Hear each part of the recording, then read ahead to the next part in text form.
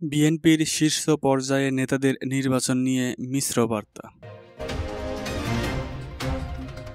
সুপ্রিয় দর্শক, আসসালামু আলাইকুম।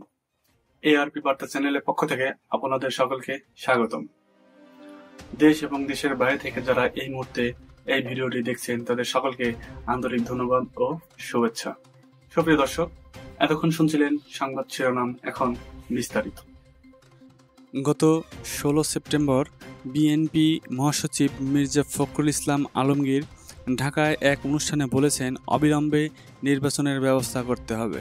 ঠিক এর একদিন পরে বিএনপির ভারপ্রাপ্ত চেয়ারপারসন তারেক রহমান গণতন্ত্র দিবস উপলক্ষে লন্ডন থেকে ভিডিও কনফারেন্সের মাধ্যমে ঢাকায় এক জনসভায় বক্তব্য দিয়েছেন।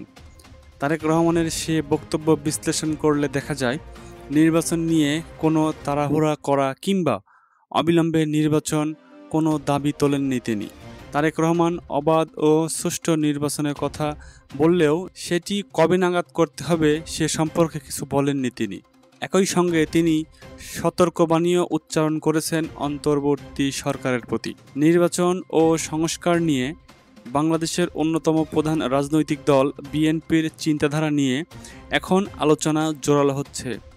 এর একটি বড় কারণ হচ্ছে নির্বাচন নিয়ে সাম্প্রতিক সময়ে বিএনপির নেতাদের মধ্যে বক্তব্যে ভিন্নতা দেখা যাচ্ছে। এর সর্বশেষ উদাহরণ হচ্ছে বিএনপির ভারপ্রাপ্ত চেয়ারপারসন তারেক রহমান ও দলটির মহাসচিব মির্জা ফখরুল ইসলাম আলমগীরের বক্তব্যে।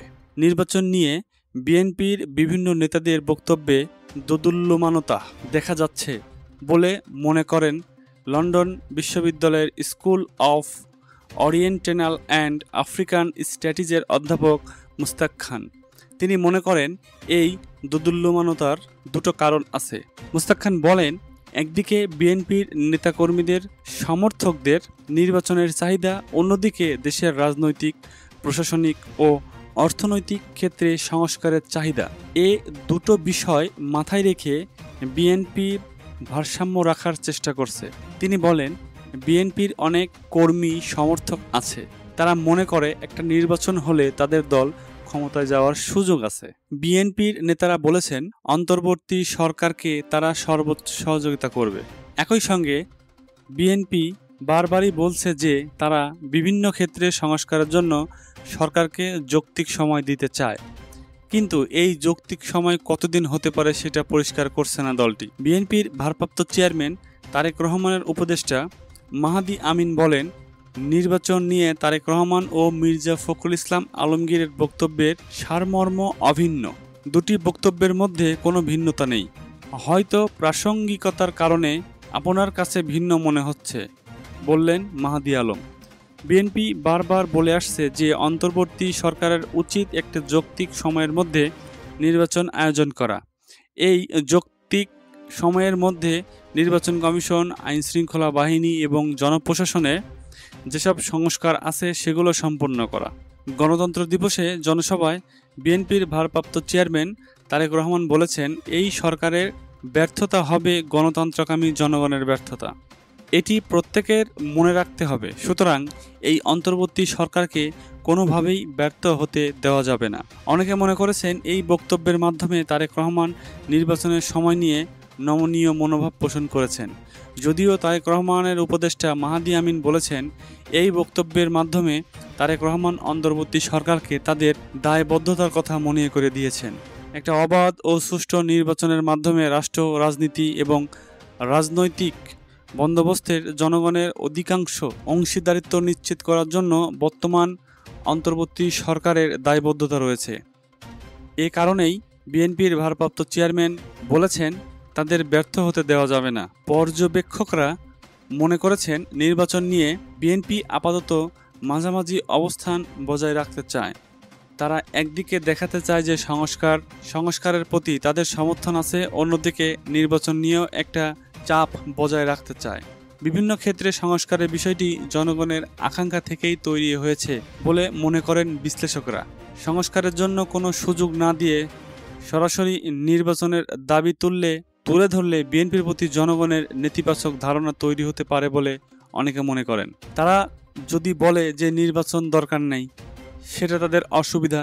আবার তারা যদি বলে এখনই নির্বাচন দিয়ে দিন, তাতেও তাদের অসুবিধা। দুটোকেই বিএনপির নেতৃত্বকে মাথায় রাখতে হবে, বলেছিলেন মুস্তাক খান। মুস্তাক খান মনে করেন বিএনপিকে দু পায়ে চলতে হবে। এক পায়ে তারা বলবে যে নির্বাচন দেন, আরেকদিকে তারা একই সঙ্গে বলবে যে সমস্যাগুলো সমাধান করেন। এ দুটি কথা বিএনপি বলতে থাকবে এবং এটাই স্বাভাবিক। বৈষম্য বিরোধী ছাত্র আন্দোলনের সঙ্গে যারা সম্পৃক্ত, তাদের দিক থেকে কোনো রাজনৈতিক দল গঠন করা হয় কি না সেদিকেও দৃষ্টি রাখছে বিএনপি। এ বিষয়টিও নির্বাচনের সঙ্গে সম্পৃক্ত। যদিও বৈষম্য বিরোধী ছাত্র আন্দোলনের সমন্বয়করা বলছেন নতুন রাজনৈতিক দল গঠনে কোনো চিন্তা তাদের নাই। নির্বাচন ইস্যুতে বিএনপি ও জামাতে ইসলামীর অবস্থান দৃশ্যত বিপরীতমুখী। বিএনপির একসময়ের রাজনৈতিক মিত্র জামাত ইসলামীও দ্রুত নির্বাচন নিয়ে মাথা ঘামাচ্ছে না। কয়েক সপ্তাহ আগে বিএনপি মহাসচিব মির্জা ফখরুল ইসলাম আলমগীরের বক্তব্যে সমালোচনা করে জামাতের আমির শফিকুর রহমান বলেন, এখনও শত শত মানুষ হাসপাতালের বিছানায় কাতরাচ্ছে, রক্তের দাগ মোছেনি, বন্যায় দেশ আক্রান্ত। এই সময়ে কেউ নির্বাচন জিকির তুললে জাতি তা গ্রহণ করবে না। জামায়াত নেতার এই বক্তব্য ভালোভাবে নেয়নি বিএনপি। পরে এর জবাবে দলটির মহাসচিব মির্জা ফখরুল বলেন, যাদের জনসমর্থন নেই তারা এ ধরনের বিভিন্ন চিন্তাভাবনা করে। আমি কোনো দলের নাম বলছি না, যাদের ভোট জয়ের সামর্থ্য নেই তারাই নির্বাচনের বিরুদ্ধে। গত 16 সেপ্টেম্বর ঢাকার এক অনুষ্ঠানে বৈষম্য বিরোধী ছাত্র আন্দোলনের প্রতি ইঙ্গিত করে মির্জা ফখরুল বলেন, অন্তর্বর্তী সরকার যাদের দায়িত্ব দিয়েছে তাদের মধ্য থেকে বলা হচ্ছে নতুন দল তৈরি করতে হবে।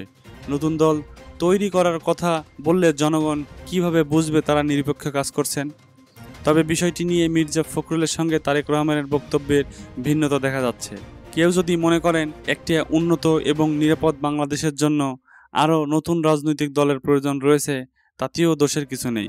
কারণ শেষ পর্যন্ত জনগণই চূড়ান্ত সিদ্ধান্ত নেবে তারা কাকে সমর্থন জানাবে কিংবা কাকে সমর্থন দেবে না, বলেছেন তারেক রহমান। তারেক রহমানের উপদেষ্টা মাহাদি আমিন বলেন, যে কোনো রাজনৈতিক দল গঠনের উদ্যোগকে বিএনপি স্বাগত জানায়। এটিও মনে রাখতে হবে, রাষ্ট্রীয় পৃষ্ঠপোষকতা বা অনৈতিক সুবিধা নিয়ে যেন কোনো রাজনৈতিক দলের জন্ম না হয় বা লেভেল প্লেয়িং ফিল্ডের পরিবেশ যাতে নষ্ট না হয় সে বিষয়ে লক্ষ্য রাখতে হবে। সুপ্রিয় দর্শক, আমাদের এআরপি বার্তা চ্যানেলটি নিয়মিত সর্বশেষ আপডেট নিউজ সম্প্রচার করে থাকে। নিয়মিত আপডেট নিউজ পেতে আমাদের চ্যানেলটিকে সাবস্ক্রাইব করার অনুরোধ থাকলো এবং পাশেই থাকবেন। সুপ্রিয় দর্শক, এই ভিডিওটি ভালো লাগলে অবশ্যই লাইক করুন এবং কমেন্ট বক্সে আপনাদের মূল্যবান মন্তব্য কমেন্ট করে দেবেন। এতক্ষণ সাথে থাকার জন্য আপনাদের সকলকে অসংখ্য ধন্যবাদ।